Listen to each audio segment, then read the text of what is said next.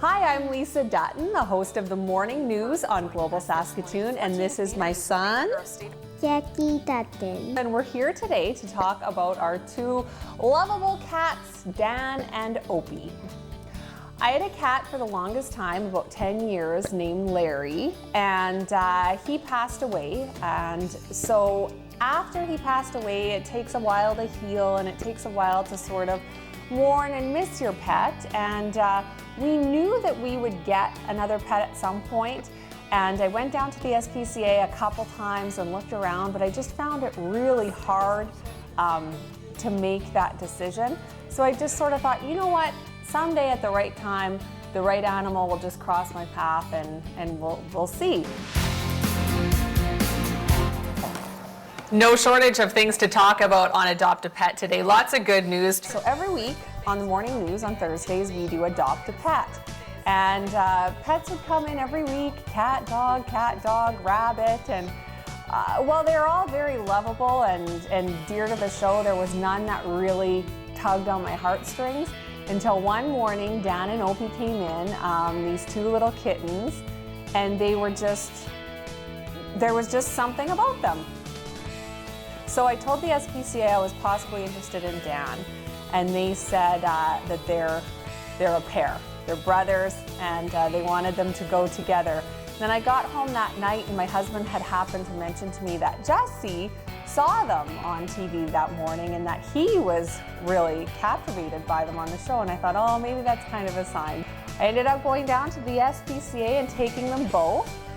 I was a little bit apprehensive to take two cats because I had only ever owned one, but now that we have a pair, I wouldn't do it any other way because they really do keep each other company.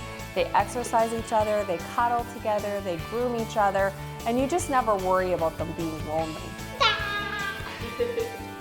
When it all comes down to it, if you're gonna get a pet, why not rescue one? We're not fancy people, we don't need a high class, purebred anything.